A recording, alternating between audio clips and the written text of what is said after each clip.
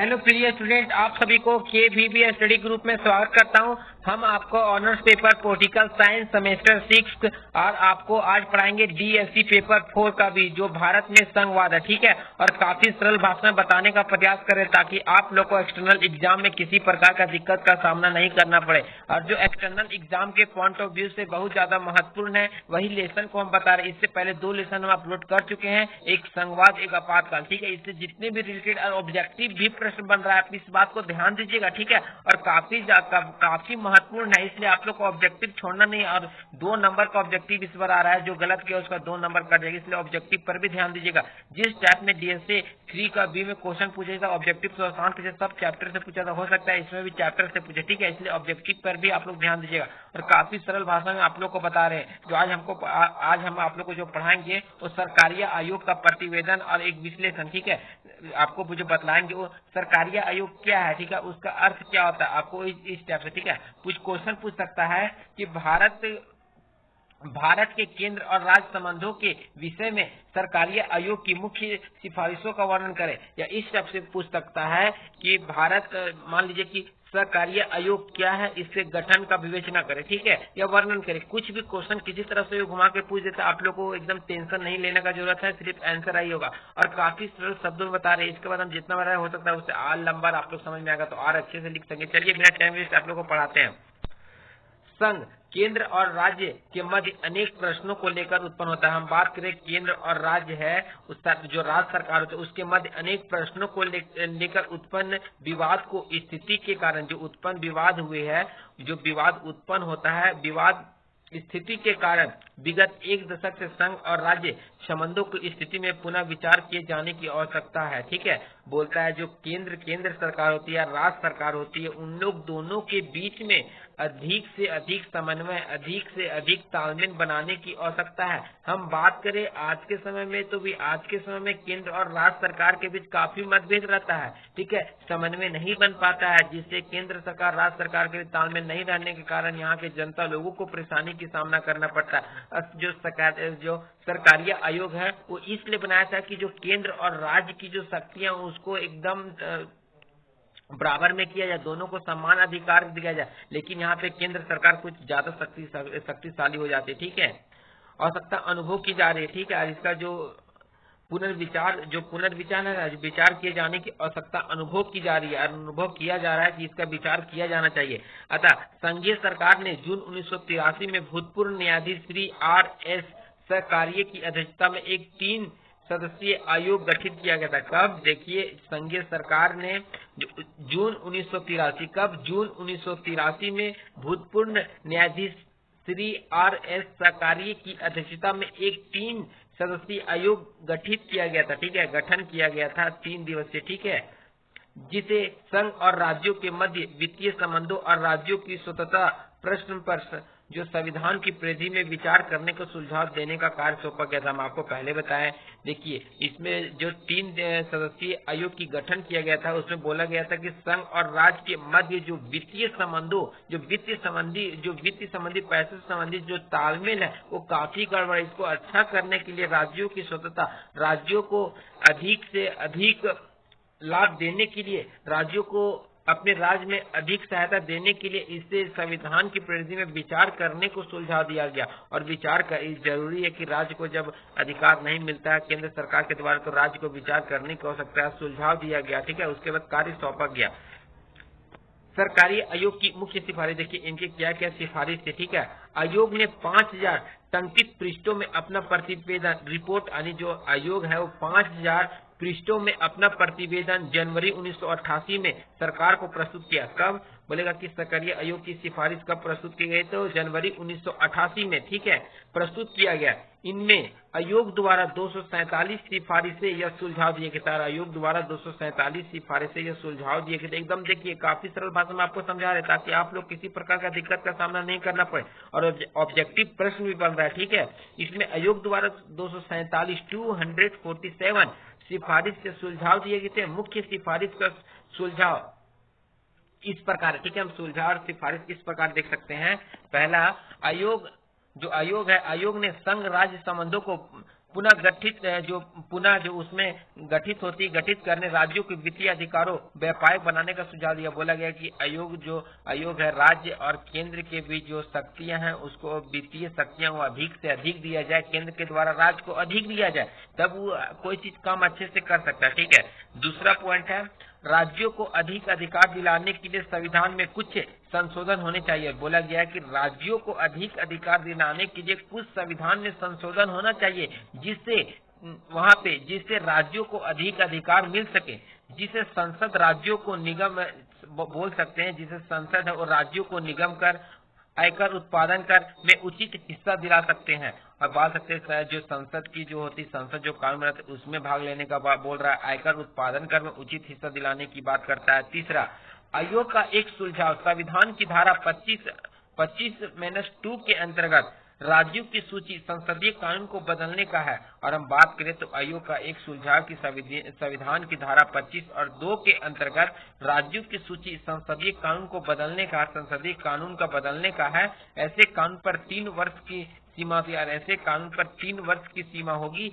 संघीय सरकार की समवर्ती सूची में परिवर्तन का भी सुझाव। और हम बात करें जो संघीय सरकार है उसकी समवर्ती सूची में परिवर्तन का भी सुझाव दिया गया। ऐसा नहीं है कि केंद्र सरकार की सूची में परिवर्तन की सुझाव तो दी गई, समवर्ती सूची में परिवर्तन का सुझाव दिया गया ताकि अधिकारों के अतिरिक्त शेष विषय राज्य सूची में रखे जा सके। हम बात करें तो उसके बाद जब उसकी परिवर्तन की सूची तैयार के परिवर्तन का सुझाव दिया गया तो अधिकारों के अतिरिक्त मान जो अधिकार है उसके अतिरिक्त जो शेष विषय नहीं मिल पाया है वो राज्य सूची में रखा जा सके। आयोग के मतानुसार संघ राज्यों के अधिकार को हड़प रहा है। हम बात करें आयोग के अनुसार बात करें तो उसके मतानुसार संघ है और राज्यों के अधिकारों को हड़प रहा है। जैसे कैसे बोलता है, हम अगर उसको मान ली किसी का मौलिक अधिकार को छीन रहे किए रहे हमारा अधिकार के छीने तो ठीक है। इसी तरह वो जो संघीय सरकार है वो जो संघीय सरकार है वो अधिकार को छीन रहा है, राज्यों के हड़प रहा है। ठीक है, यानी हड़प रहा है। अतः आवश्यकता तो इस बात की है कि संघीय सरकार इस प्रसंग को नियंत्रित करे और संविधान को सही भावना अपनाया जाए आप उसके राज्य के मौलिक अधिकार को जो उनका कर्तव्य उनके जो अधिकार उसको नहीं छीने, अपनी भावना बनाए रखे, राज्य के प्रति अपनी स्थिति अच्छे से कायम कर पाए। ठीक है, संघीय सरकार को राज्य सूची के विषयों को समवर्ती सूची में लाने का प्रयास नहीं करना चाहिए और संघीय सरकार को राज्य सूची के विषयों में समवर्ती सूची में लाने का प्रयास नहीं किया जाए। बोले जो संघीय सरकार है और राज्य सूची के विषयों में समवर्ती सूची को लाने का प्रयास नहीं करना चाहिए। अब सर केंद्र की कानून राज्य में ला दीजिएगा तो दिक्कत की सामना करना पड़ेगा। ठीक है, आयोग का एक सुझाव ऐसे संसदीय कानून का है जिसमें स्थानीय निकायों के निर्वाचन की नियमित व्यवस्था और आयोग का एक सुझाव ऐसे संसद कानून का है जिसमें स्थानीय निकायों का निर्वाचन नियमित व्यवस्था हो। इसके लिए राज्य सूची में 5वें अनुच्छेद को बदलना होगा। राज्य सूची के जो 5वें अनुच्छेद उसको बदलना होगा। आयोग ने संविधान की धारा 256 और 257 में कार्यपालिका के संघीय सिद्धांतों की सर्वोच्चता को न छोड़ने का सुझाव दिया और आयोग ने बताया कि संविधान की जो धारा 256 और 257 है वो कार्यपालिका के संघीय सिद्धांतों की सर्वोच्चता को न छोड़ने का सुझाव दिया कि इस धारा को आप नहीं छोड़ सकते हैं।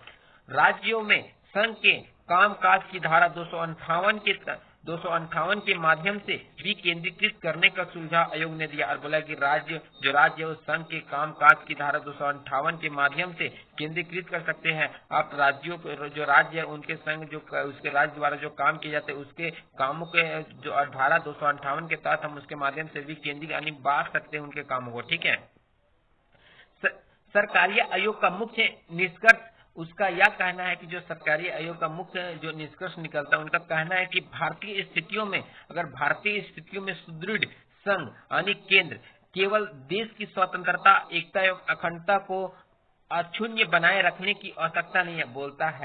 केंद्र बोलता है कि केवल देश की स्वतंत्रता, ठीक है, एकता एवं अखंडता और शून्य बनाए रखने की आवश्यकता नहीं, वरन राष्ट्रीय महत्व के मूल मुद्दों पर राष्ट्रीय नीति के तालमेल के लिए भी आवश्यकता है। ठीक है, बोलता है कि जो वरन है राष्ट्रीय महत्व के जो मूल्य होते हैं, उनके मुद्दे होते हैं, राष्ट्रीय नीति को तालमेल के लिए भी आवश्यकता है।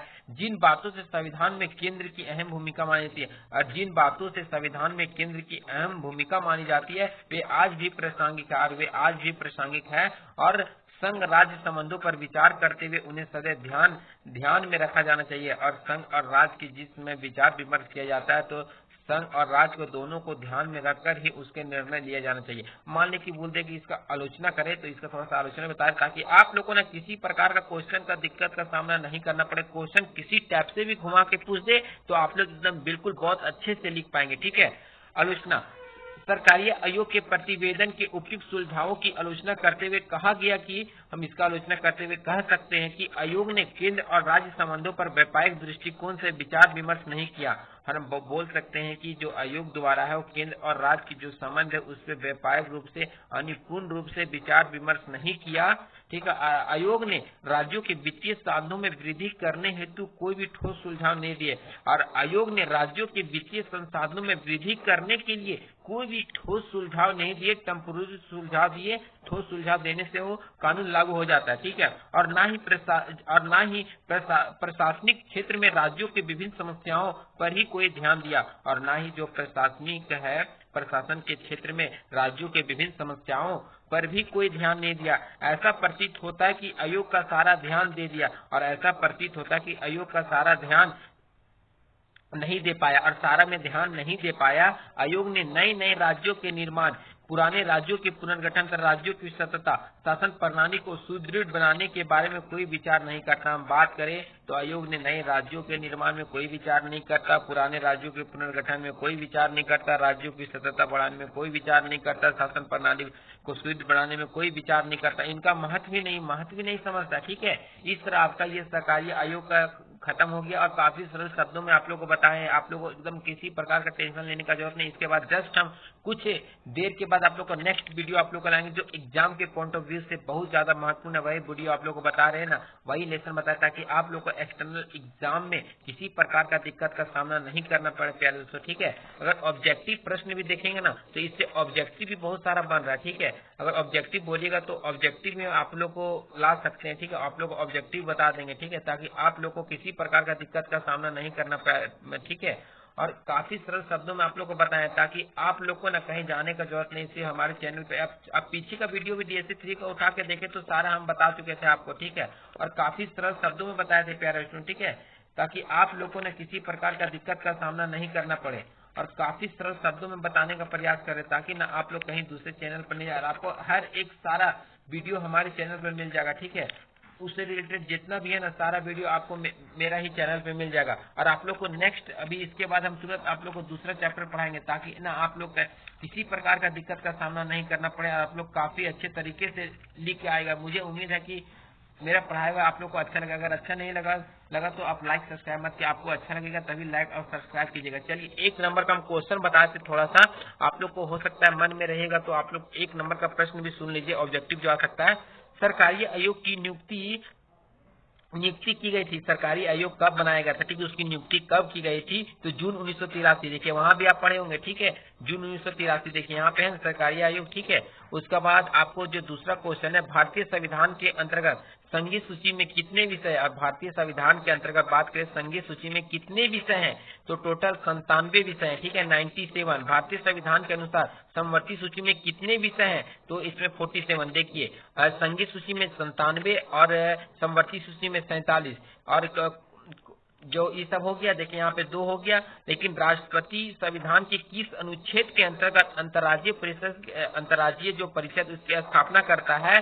तो ये होगा अनुच्छेद 263। और भारतीय संविधान के अंतर्गत राज्य सूची में कितने विषय? भारतीय संविधान के अंतर्गत राज्य सूची में बात करें तो कितने विषय? तो 66। ठीक है, 66 विषय है। और काफी सरल शब्दों में देखिए एक नंबर का ऑब्जेक्टिव भी बता रहे, ताकि आप लोगों को किसी प्रकार का दिक्कत का सामना नहीं करना पड़े। और बात करें भारत में कानून बनाने से संबंधित विषयों की कितनी सूचियां हैं, तो कितनी सूची है? तो इसमें से 3 सूचियां। और देखिए एक नंबर का ऑब्जेक्टिव प्रश्न भी आपको बता दे, ताकि आप लोग किसी प्रकार का दिक्कत का सामना नहीं करना पड़े। ठीक है, आप लोग टेंशन फ्री। अगर PDF चाहिए तो आप बता दीजिएगा, आप लोग को PDF दे दिया जाएगा। जय हिंद, जय भारत।